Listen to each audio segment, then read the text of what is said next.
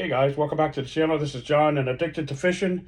And today we're going to talk jigs. In the summer months, this is a great time to be slowing down with that warmer water and coming across the bottom using some sort of crayfish type pattern. Basically, I've got two different types of jigs, and there's a multitude of different ones that are out there.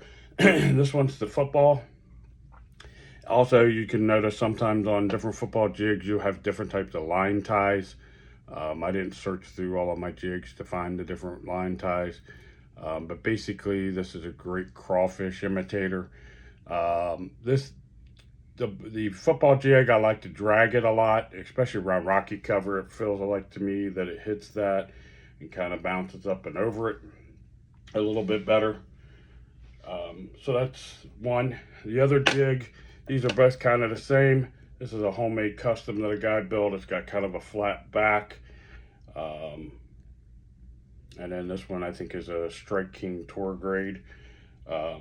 Strike King has kind of a unique keeper to it. You can add rattles, no rattles. This one's just got a regular lead keeper, and you can see the rattle pack on there. This one I haven't thrown it yet, but I'd want to kind of shorten that weed guard. I don't like my weed guard to go past the point of the hook. I don't know if you could see that too well, but it definitely extends past the point. But this one, it's kind of that wedge style head. Right now, it's kind of when I want this kind of head design, and I swim it. Basically, I'm throwing it out and I'm reeling it back in, just like a spinnerbait or chatterbait. This one's not quite the football head, but you can see it's more of a big round head. You can see how it's been banged and dinged and moved over rocks. Different line tie.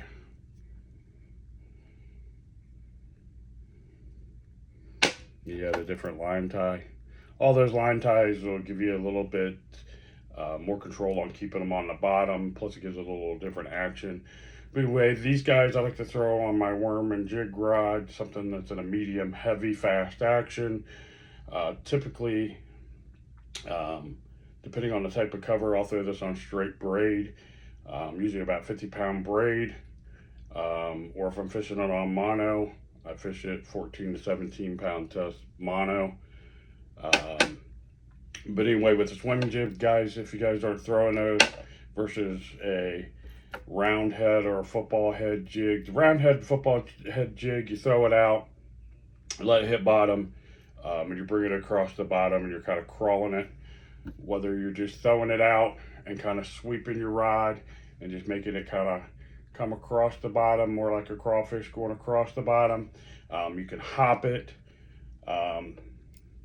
These kind of wedge head, I swim them.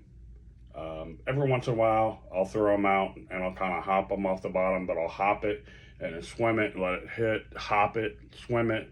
Or you can actually just cast and, chuck and wind it, more like you're doing a spinnerbait. I find great success with them.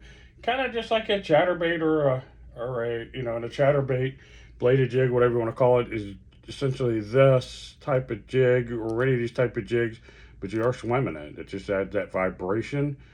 This will get away from the vibration. So if you're fishing around a bunch of other people throwing a bladed jig or chatterbait, switch to a swim jig and you might catch some of these fish that they're missing. Some days I find my fish like that blade, sometimes they don't, but I love to throw this and just chuck and wind. As far as trailers go, I don't have a lot of stuff all pulled out here. I just got back from going out and running some errands, but you can run, any type of boot tail, the Gary Yamamoto's. I typically like a crawl style trailer, and I don't think I have a crawl trailer readily available. Well, I do. This is the Z-Man Turbo Crawl.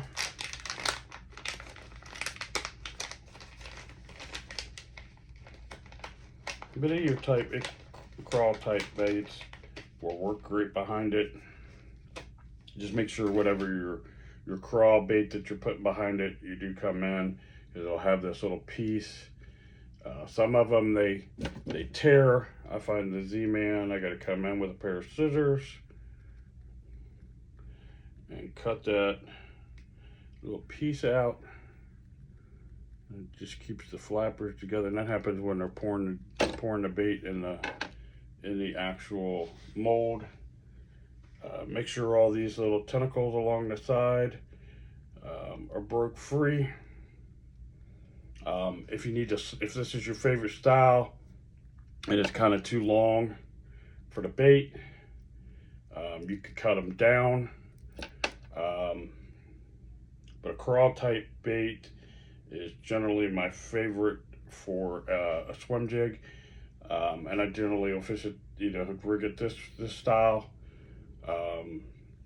These are made of that Elastec, so it does tend to float, which is good if you're dragging it, because the bait will want to rise up, so your jig head would be down here, and it'll sit up and kind of give it that more defense stance that a crawl has. And you look at crawdads in the water, they're in the water this way, so I tend to want to fish it that way. But yeah, that's a swim jig is perfect this time of the year.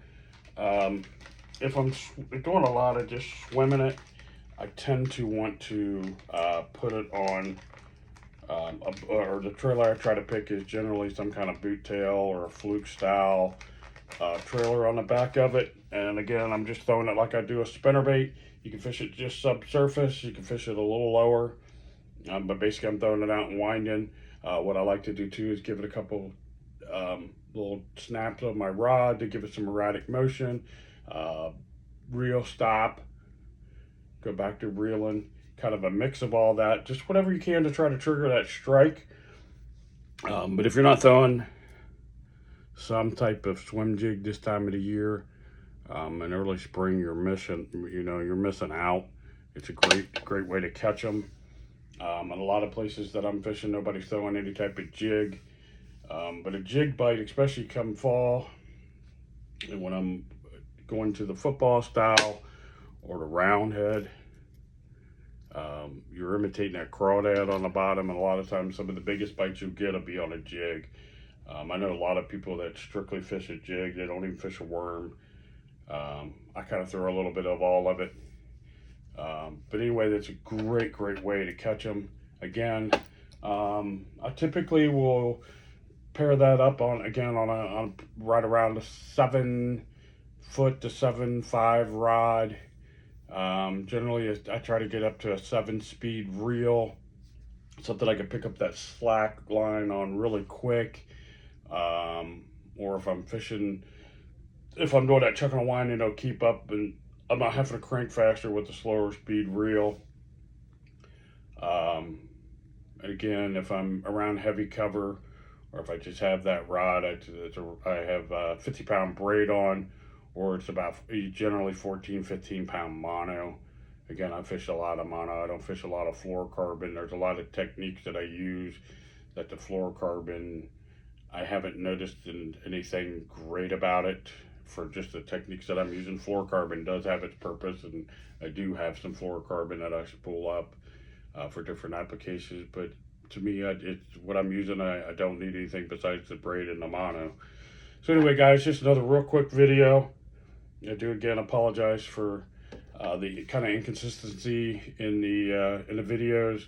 I'm kind of getting more on a regular schedule now at work. So I'm going to try to put out some videos more on a regular, consistent basis for you. But anyway, I hope you guys are having a great year so far, catching a lot of bigs.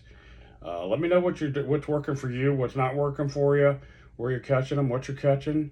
Again, if you haven't subscribed to the channel, I think 80% of my people that watch, or 80% or better of my people that are watching my videos, are not subscribed. It doesn't take anything. It doesn't cost you anything to hit that subscribe button. It just helps my channel out a little bit. It gets out to some more people, and lets me know I'm doing really good, putting out some good information for you guys. I'm trying to mix it up with a good mix of short videos and longer videos, and it is what it is. And anyway, thanks for watching. Hit that subscribe button, notification bell, like, comment, share, do all that good fun stuff, and we'll see you in the next one.